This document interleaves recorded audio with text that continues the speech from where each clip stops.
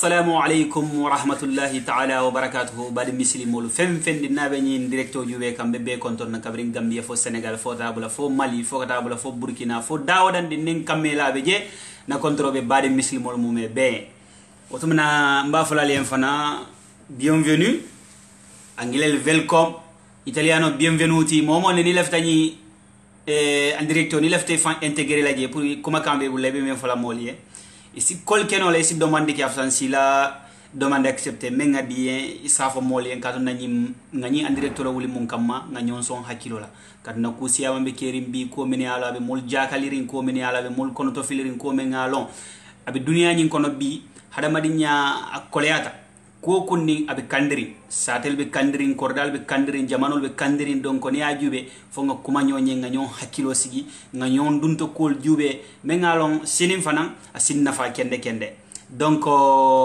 DJ son d'accord son benar donc wala be jambi nabi kacha monti be kacha ka badi nyale kan be kacha kan futu wala kan be kacha kan hadamadi nyale kan nabi kacha molti momo ni na hadari sikumanoje membe bulla pour hayta molla donc ci la bienvenue ok badi misil molo ku siyama beje wo bente fanga hamerin kende ku siyama beje wo bente fanga niyo torolin kende concernant telu men halo ñenam dimbayal tu suwo kon la ngana dimbayal tu Afrique inata Europe ni nata Europe hila dimbayal tu Afrique idum ngale be bolje to men ha musole tu koma I hadingle tu koma inata jan iko bari tente ngadon din soto nga hero don din soto dingal ni musulu donc on te hajun tolla donc akko digamo siatale ni ajube atelle tumbe nyohom bulla depuis Afrique fenti bulla fo ala hake ala nata Europe silo sonia inata si isita Europe akko koleyata nyaawnya dite mankangi musuni dimbayal tulaje harni me muso jube bari dingi men ni ha wulu isi wo jubele o mi dinglati I hobe kono le donc badi muslimol fem fendi na hatari lefta intégration qui la laje pour yi intermini tu es la bienvenue aucune personne mo mo gonde nte kenja ngani na wulle nte damale ha video ni en direct mais amangi communauté damma do la nafa be mo mo ni lafta ni dunta je ko mo be bulla pour ya ita jamala isi domandi kino kuma membe bulla je safo yo bibi isi kedol jele bi ha fo ke ha musota musu folo kono nya saba kono nya nani ke ka be ke tam musolati isaje ya musola ko tuje imi afe yam fate ma tay ba ma ya wala tay fa ma ya bu ka wo fen isa fe ne sa nte de nte lole la ko la kat ne te di muso do doron na wulu paral sa jube di muso ba dinke ba hada madingo hada mading mola kenya julunte alala mola harja he julunte alala bela balu julo be allah taala la ni allah taala he la balu ga sio dima harja he menti manso bulla abo dile male dimmusunte dinkente mo ndi na tare hafo ko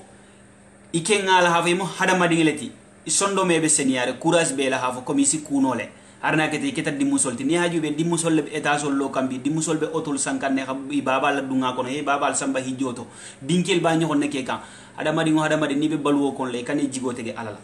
allah taala le si jongola ko no mo simi jongola ko no allah taala ko la ni hadim iddi muso hadim muso le dama wulu o dim baraka muta inyamu menkele la muso ye akaye inyamu menkele la dimbayale ya akaye itele he wulu mo kutemme wulu nite make mo kutenta kila no ye mo wolsi hinnela nim fente bulla mo wolsi hinnela nim moyente ye wala jangaro bela mo wolsi hinnela bari ikendo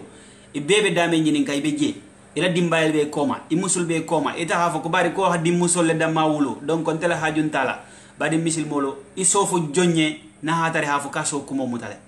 si gole yaale dimmusu ba dinke bang a pelesi kuno nal khalla dimbayalu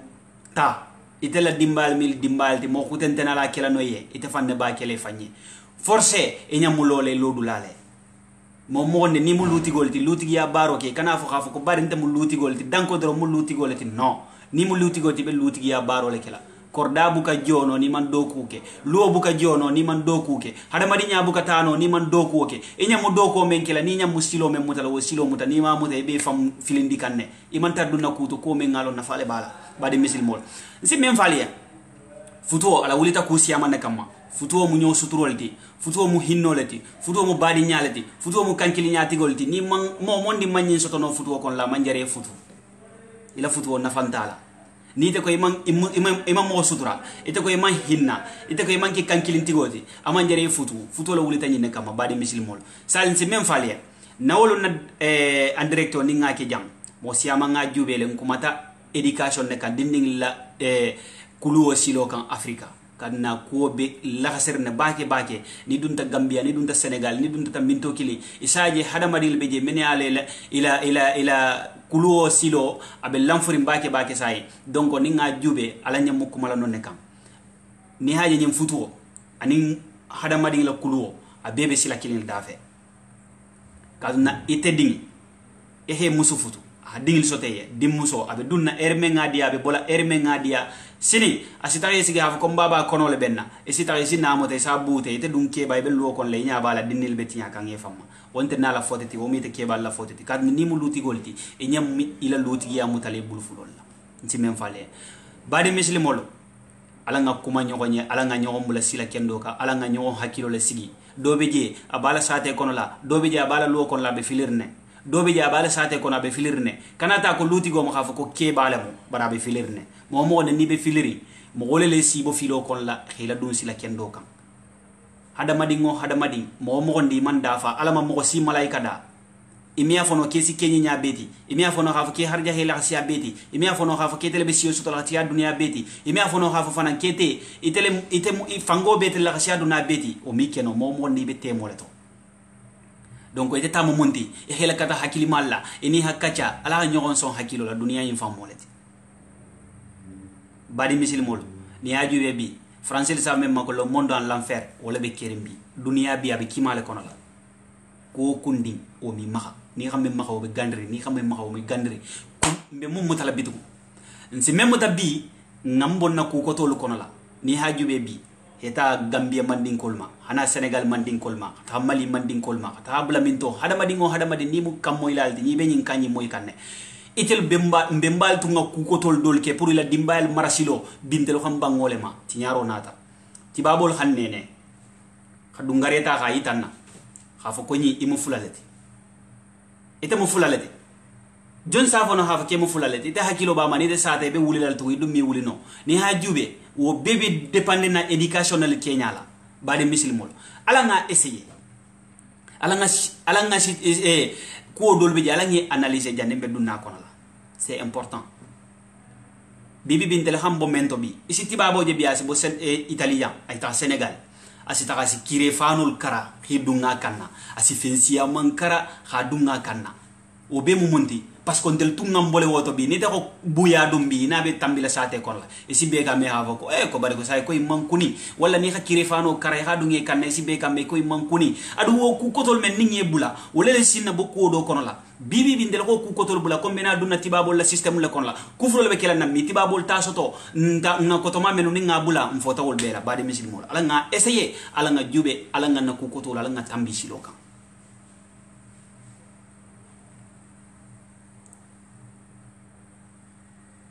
non kaw c'est vrai par distance c'est vrai mais ni ha jube dolbe je wol ni la dimbal be ñokon kanne kaw dolbe je wol ni la dimbal be ñokon kanne ete menjenti bi ni ta dingti koma na fulo be bulla c'est possible pour y din éduquer ete abulay c'est possible pour y din éduquer distance mu tonyalati mais ce qui est plus important wo mo monti wala mo khafo ko hadamadi harne ndela luo kon lay si la luo éduquer le non avec i kumula ila xam menjenti sa éduquer no alale ici la dimbal balula harna traité ba Europe je la dimbal be Afrique ici kulula no ya kulunya nyumala moma fay ha million bo ihela dimbal kulu moma fay ha milliard bo ihela dimbal kulu bari hadamadi ni haje la dimbal be tala sila koto menna e ho silo le tarije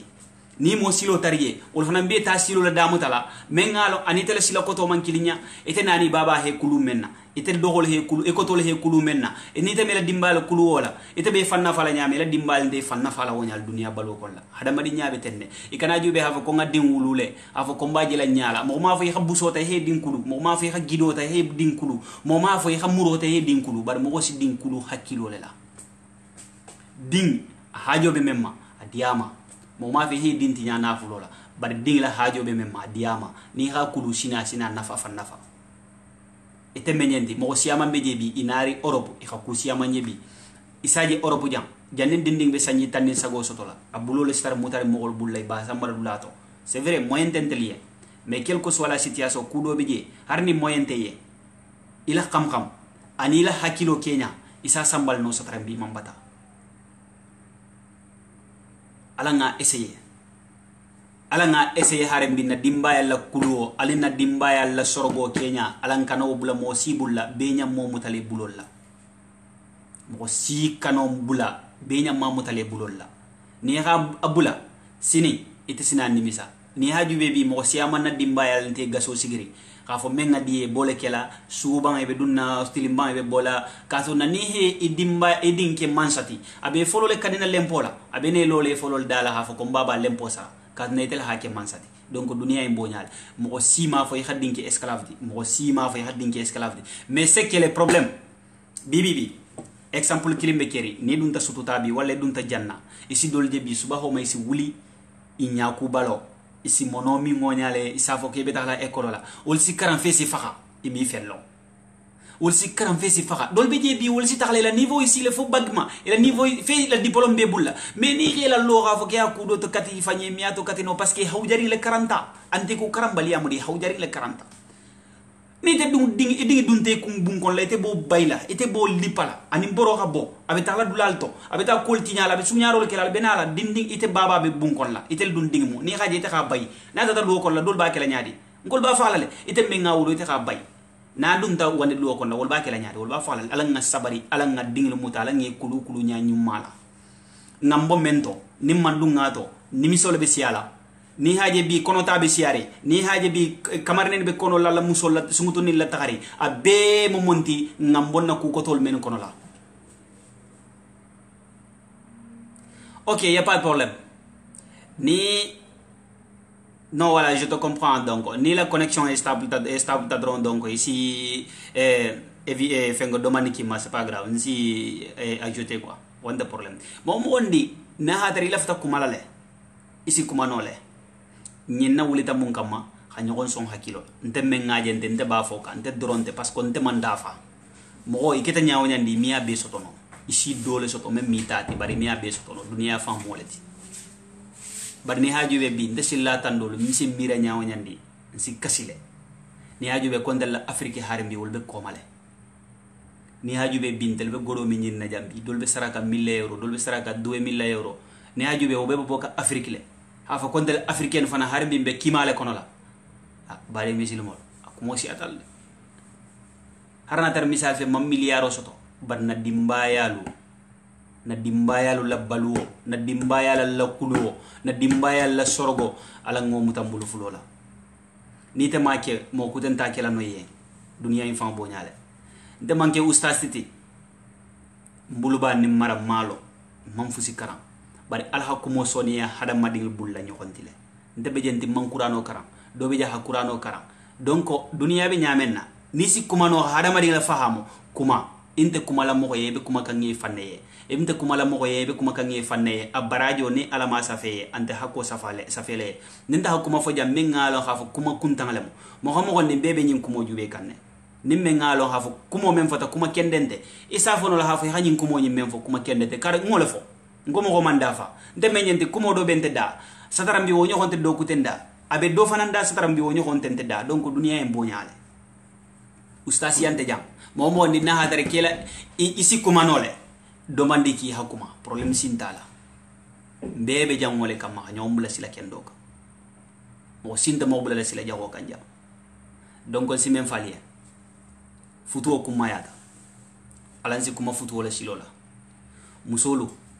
alanga nyogon sutura kebalu alanga nyogon sutura ni haju bebi sariyanko ko nim futuo nante ke bulla ha famila baluno ke sita khela luo kono la o mto nyalde bad ni haju be al futu tal lumenna fo xana bulla lumen nante ke bulla usiya man tambital tem nante ke bulla ite du ngala moyen bete ne pour ha kela ba kon la ke bara jo be ngatole même problème oti ke ikane la bunkon la khafo kete musule be takhla fengi ni na kana khaditema aba sunya kan ne bang aba fania kan ne bang aba fan wafu kan ne bang pour ko fengi soto kana ditema ite dum belare bunkon la ibulo kendo sin kendo e hajato kendo khafo ke man takha nyini kana khila dimbal balu isala khafo ke be haramol do maka ku kendende adum bi nte labundu kon la siama be ke dinningil muso bi ke do be je asi muso flata na musu fulata hara dinning la samata songo pura habate ji fola fa nambaro le modi alin si fere ke ala ngamba non lalma ni adin wulu dingi topoto ni ga topoto inta topoto ka mosiye do be je si ding wulu isa topoto isa la mege imina tono do mo kutene sa tono do mo dunia imbo nyaade me kana fa ko bare nta muso ta musu fulata banta dingi wulu dora bantale muso le kembo to ke la fanye no wonde problem ti o mankan kela muso ba lobla le ke ka futuo kono ke fana ba lobla le ke ka futuo kono la futuo lo wulta wala kama badenu muso doron de futuo tati tante futuo ti ke doron tante futuo ti futuo lo wulta nyimbele kama hada madinya futuo lo wulta bele kama momo ni nisi menke no futuo kon le hake mais kele le tamu futuo ti wala la responsabilité ya be bambandi parce que tel tata muso ta la dimba ya aba al falia kana tira duo kono la adima aguma abebe la ringete ke balaku ni hala hafi mi musu fulatano emila baluno emilo ne la sarsila ikanake ni hake si fambata amana ulio kama ni hala hafi mi musu fula sarsitano kanake mume ni hake si fambata ko kundi si molemo ni man siyama ni hake bibibi dol si musu kilin tafan musu kilin pour y khela balu fa nambaro lam isi to ko le sagi to gafula nyangata isi to ko le si sabanyangata isi to ko ne sake nani nyaade ko sariyan la khafo ni sariyan khafo ni ta khala hafa kemiya mano ikanake ni hake be fambata kanne sariyan khafo to nyala mo musu nani ta bar sariyan sagi to khafo le ko ni sa baluno isake ni miya baluno ikanake barbari sariyan ko le ko ngamusu nanita ndeke mbitu gondoro mbatala le hadinye nyame mbatala wonya ni ala me dema isi sunyaro ke ni ala me dema isi fania foke ni ala me dema isa dako tara la munki law ma bade ala nga fere ke ala nga ku kendo ke ala nga fere ke alanga sila kendo muta muso kewo kendi bela musu kilin julobe Allah taala la musu fana bela ke kilin julobe Allah taala la bari kane fan korto ni korto ta hake futuo ga bungo kama futuo ga guliwo kama futuo ga jango kama futuo nte inde khafa ko nin dunta kono bi bari ngakele mbeseno dam malakela hadi musula hala balu wonte mo mo ni beni la satisfaction futuo kono la hada madi ngo hada madi ndeve nyendi kuma kante mandar kawani la de c'est-à-dire même keri mbi mbole foka kawandi nda kawandi la de même keri mbi mbole foka parce que ni haju ben de labundu bi kulbe keri njebi c'est la merde mo dol be je ni xana fulon ni soto doron isi taxé dum musol ko to la xi jurma ñoxonka e mengala mi ala baluno e be dimbalu jurma kan ñoxonka e mi la dimbal la sarsitano boy en solo wuli mun ku kama na fantala education system mano ñaari woto kuluwo ding isi ding kuluno ñaadi woto pour ite ni ding xasigi fa kacha fona fota kanala nga sigi domoro ku nga domoro ki ci amana wuli o kama futu mo to ñal be hakana futu mais kana fa kebe fam forcer la ke fana dun kudo sina ni misamenna na fanta o mala amana wuli o kama ndema lar sari en France on tawma khafa ke ha futu khafa comme ni dia dro futu sariya mala wuli o kama ndenga mera lonnal safo nyame na bar ndel man fello bar lonnal safo nyame ar sari en fa man songo ala nga jube badi na ala nga changement ke ni man changement ke harim bi mbeta kan an l'enfer dolbe je bi wol dunia jahannam wol kon lebe balu ka nyamen mo male kan de ifan le khale fankan jani be dunna to mo wol sigi le ka kuma yen ka fa ke kana dun to ni dun tay be ni misalal de isa fe en fe isi bang isi dungato ni dunta to ko la isi kambe kontungalo adum fote ne de pialung ikana dungato ni dunta to bi ka fa kontungalo boje e tawla kadunga to kato na mo wala kire sigile he itombe ha fo nyimbula nyin kete nyin sagi tege he bangati he idunga to donc dunia imbonyale nimben ni misata inni misata dorongi fanyi ne bare ha fo mo wala ken na ni miso mo wala ni misante ala nga sabari mo ne ni man si futu mai kanake e kane fandum muso ko tola imi men na baluno e kane fandum ku ko tola imi men na banno dunia infan bonyale jani be dunna kota analyser folo tibabo se sanji tan sabaki amam futu asi sanji tan nani ki amam futu imaje ni haju be arabo li esa ko ni mo mal luo soto e mam bungu soto e man oto soto imi futu ni haju be la kunyinde to nyala ma hadimine de bar to nyala parce que ni haju be ni futu ta dron ila dimbal la baluo ke wonte batala bitu katuna e haju be fem fendi may ko be soto le barandelia isi kamela futu dorabe ala bullale si ala bulle mo simi ala ko bo manso bulla bela ko be manso la bulla bare mansan ne fanan tun ko ngamera telefonan ko khafo ko ni efe fande man si dema dunia mbonya bare donc on teke na ko be ala la bul dron ala mo manso lati etebe ala tarala endelare ala la etebe ala to fala endelare ala la ete maraha ala fambe damen ete bo to fala nambaro lo mo de ndo ala ko ha ke hele la bungol la lafta men na hadima ala ko ke hele la ranga lafta men na hadima no manso kole ni ga tara ko kuni na heja silo ka si dema wala ngamera manso fang wala bari ta hela bun kon la ko ala habun me musunani me masululu la la nyogonga fende de bulla ko ala habunne ete me yende hari ta ila sira songo foni mol hadima ete la te songo foni mol hadima ko ala habunne laba ite safa ko ala hado wallahi billahi tallahi bari muslimol ala nga changement ki ala nga kul fali ni man kul fali ko mo diga mo be si ala le ko diga mo isiya kende dunia ma si woto le dunia ma si woto de me nyandi bi ninga mira ku siya man tambita hada madinya kono la nga ku siya man fananje nyala nabo afrikani sainte ma nga ku siya man nyala ngala ka fo kontumbe men kono la afriki nata ngati kilin le tarja pourquoi ndel dumba fala to kon kombo bulala ko ku tamuta membe afrique de ha mentu ko ma wala be jam parce que ni na ta jam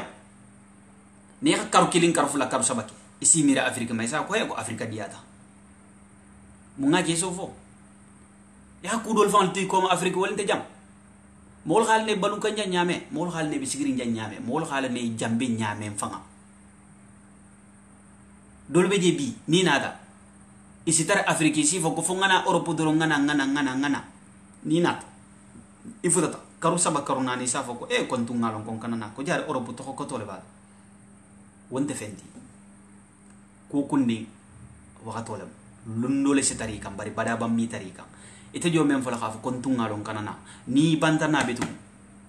akumuni ya jo mo mebe babe mutarale tele itale ma beti bar ala hake nata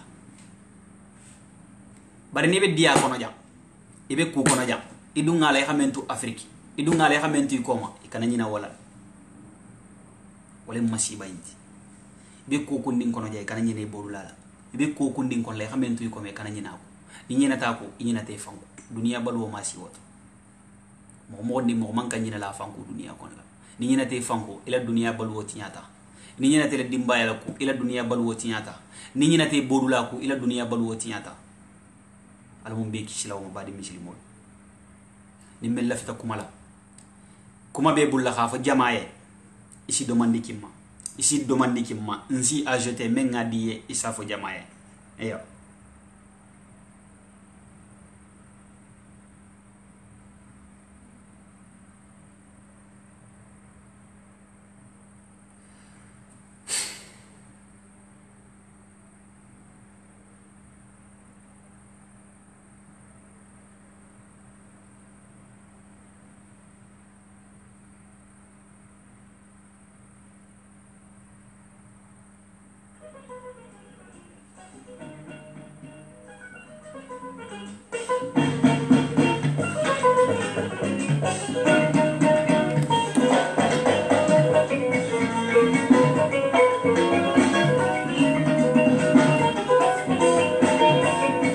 anga kuya dela me dondi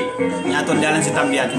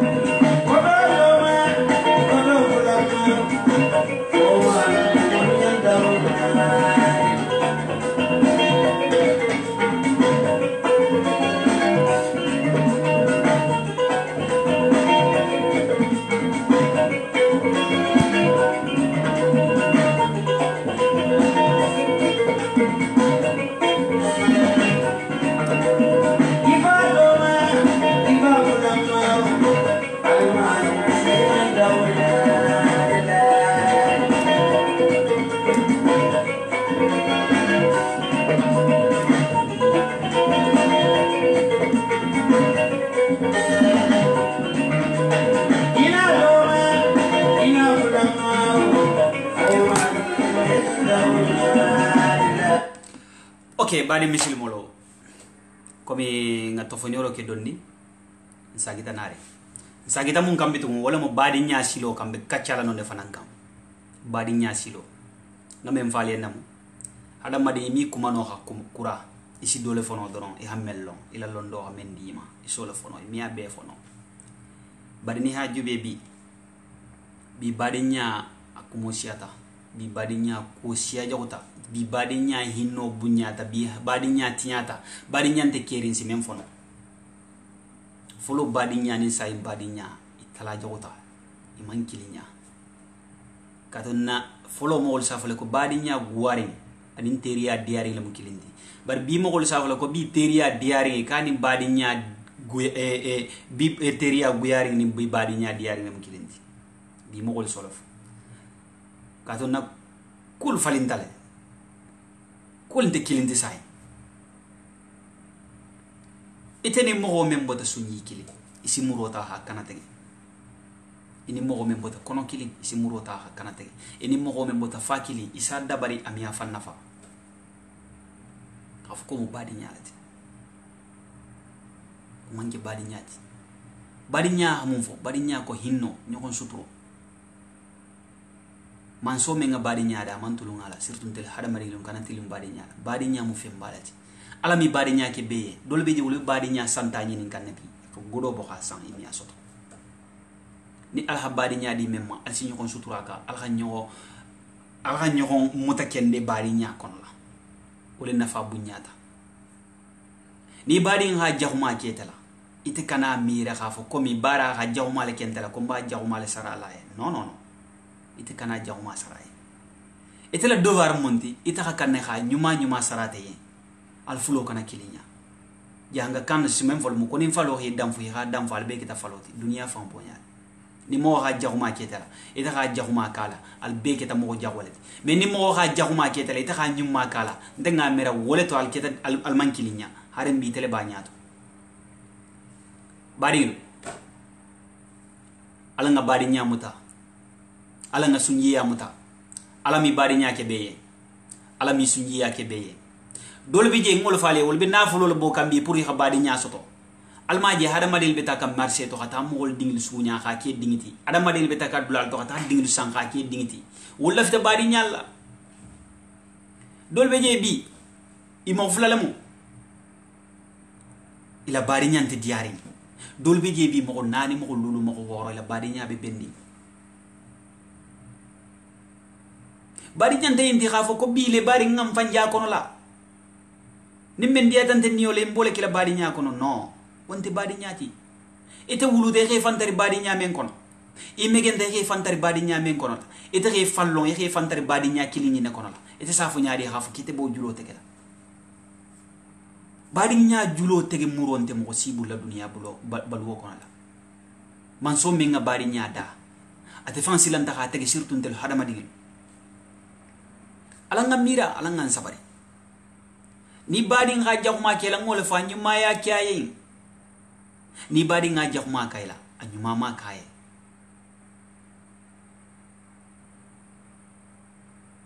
mugol mi kilinya dunia kono de dunia guliyata nyaawu nyandi mugol mi kilinya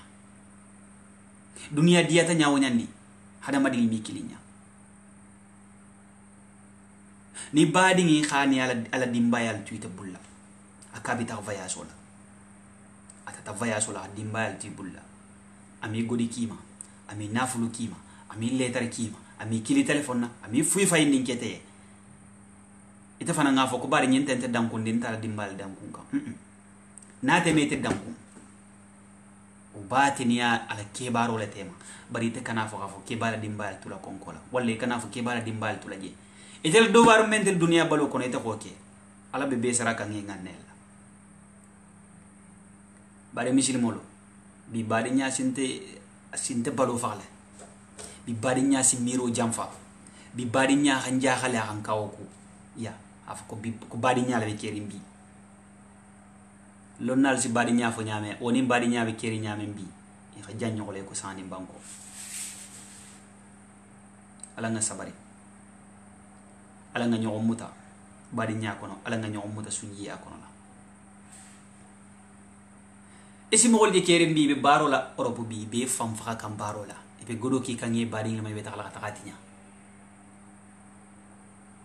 ole sasigu ta sagi tugun khasigi ibari ko ma khafa konte la karibe tamadula ante kukelante ada ba ke kangi ne batnya kanne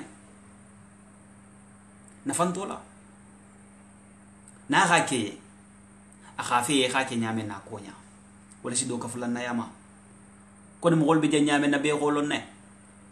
europe to ko tolbe europe la europe foloni europe binte kilende ala nga sabari bari nyama na wuli nyoko ngay bo kama bari nyama na wuli nyoko toro kama bari nyala wuli taka diala mo nyoko sutura nyoko muta bari nyako la bari nyala wuli tawale kama mo ni na dar ke isi kumen no bari nyako la nyuma mal ma ke kana jaw ma ke de ni si nyuma mal ke na kon la woke ni miya keno mo me kana jaguma fananke dunia balo bo nyaale ndeme ñenti bi ni nga jube bi nsin sigi tandolo nsin mire xafa ko franchement kon de la bi badi nya anim folo badi nya ke talari ngere mo asinja halle katun nan na sila koto siya mambula folo to luo bunyata nyaaw nyandi fanal fan sigi tal xabben kan to xafo dolu xabo janga ta janna bar satara be mu du kililete mais bi sajele mo kilim mo fula badi malale mu nakilim fakili ni bulata nyon nabi wala la dimbal bulata nyon wala la musul bulata nyon na si kamé ko ngal wotala lol mi tala dia kambi lol si tala kelo dor nekam badi bi lu ngolu ne sigole be ke kam badi te ma khela sigi khela ben muna badi nyama na wuli o kama lu ngolu fana fata ko mogol nata intervention ka tel tema badi nyama na wuli o kama c'est même temps harna kana badi nyaki mais ite mi akeno harna khadite khafa ite man la fini na badi nyala ite ma ken te make allah taala le hake be khantu allah taala koma na badi nyamu tambulu fulola c'est plus important ite ke fanja kon la ndam fanja kon la nte make te make man so le hake donc kana fa khafa kite be feje la badi nyala man wuli o kama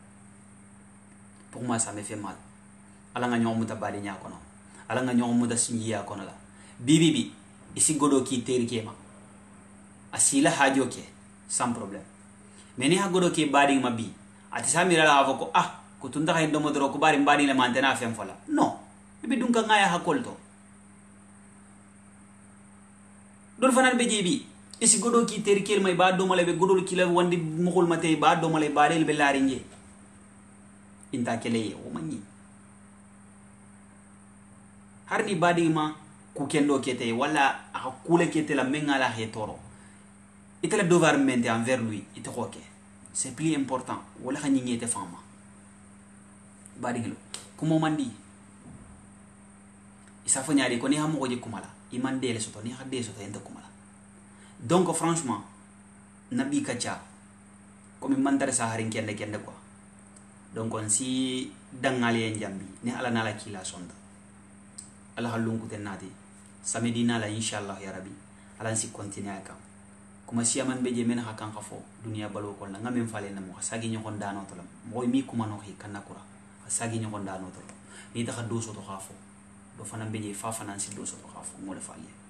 franchement content d'Allah si nyokon de mala nga partager vidéo partager parce que c'est plus important c'est pas seulement moi mais c'est pour tout le monde ala sa jube ala nga partager ala nga nyokon son hakilo la halmi